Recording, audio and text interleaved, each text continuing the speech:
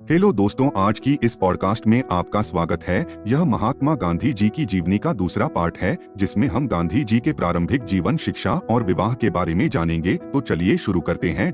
मोहनदास करमचंद गांधी का जन्म पश्चिमी भारत में वर्तमान गुजरात के एक तटीय नगर पोरबंदर नामक स्थान पर 2 अक्टूबर सन 1869 को हुआ था।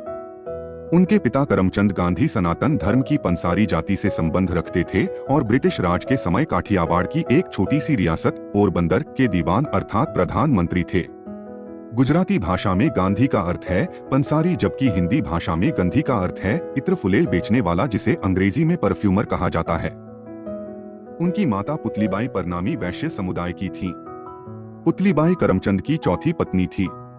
उनकी पहली 3 पत्नियां प्रसव के समय मर गई थीं। भक्ति करने वाली माता की देखरेख और उस क्षेत्र की जैन परंपराओं के कारण युवा मोहनदास पर वे प्रभाव प्रारंभ में ही पड़ गए थे, जिसने आगे चलकर महात्मा गांधी के जीवन में महत्वपूर्ण भूमिका निभाई। इन प्रभावों में सम्मिलित थे दुर्बलों में उत्साह की भावना, शाकाहारी जीवन, आत्मशुद्धि के लिए उपवास तथा विभिन्न जातियों के लोगों के बीच सहिष्णुता। कम आयु में विवाह। मई 1883 में 13.5 वर्ष की आयु पूर्ण करते ही उनका विवाह 14 वर्ष की कस्तूरबाई मकंजी से कर दिया गया। पत्नी का पहला नाम छोटा करके कस्तूरबा कर दिया गया और उसे लोग प्यार से बा कहते थे। यह विवाह उनके माता पिता द्वारा तय किया गया व्यवस्थित बाल विवाह था, जो उस समय उस क्षेत्र में प्रचलित था।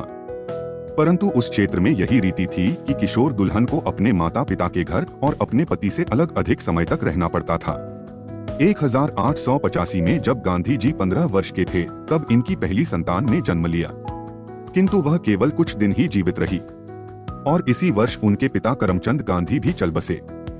मोहनदास और कस्तूरबा के 4 संतान हुई, जो सभी पुत्र थे। हरिलाल गांधी 1888 में, मणिलाल गांधी 1892 में, रामदास गांधी 1897 में और देवदास गांधी 1900 में जन्मे। पोरबंदर से उन्होंने मिडिल और राजकोट से हाई स्कूल किया। दोनों परीक्षाओं में शैक्षणिक स्तर वह एक साधारण छात्र रहे।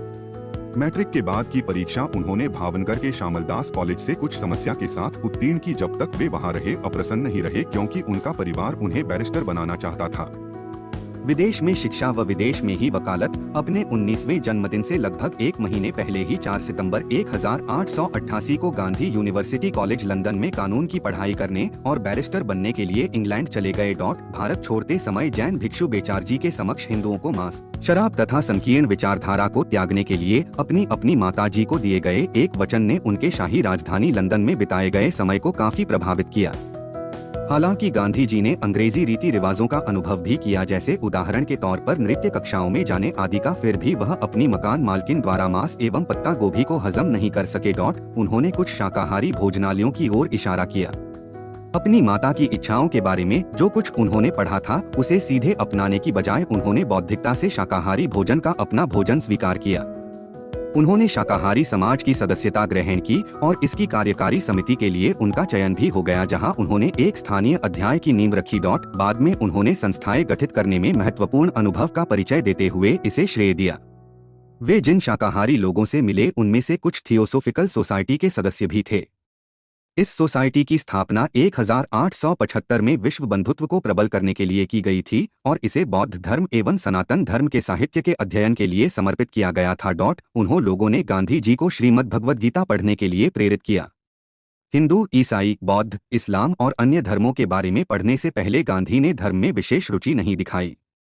इंग्लैंड और वेल्स बार एसोसिएशन में वापस बुलावे पर वे भारत लौट आए, किंतु बंबई में वकालत करने में उन्हें कोई खास सफलता नहीं मिली। बाद में एक हाई स्कूल शिक्षक के रूप में अंशकालिक नौकरी का प्रार्थना पत्र अस्वीकार कर दिए जाने पर उन्होंने जरूरतमंदों के लिए मुकदमे की अर्जियां लिखने के लिए राजकोट को ही अपना स्थायी मुकाम बना लिया। परंतु एक अंग्रेज अधिकारी की मूर्खता के कारण उन्हें यह कारोबार भी छोड़ना पड़ा। अपनी आत्मकथा में उन्होंने इस घटना का वर्णन अपने बड़े भाई की ओर से परोपकार की असफल कोशिश के रूप में किया है।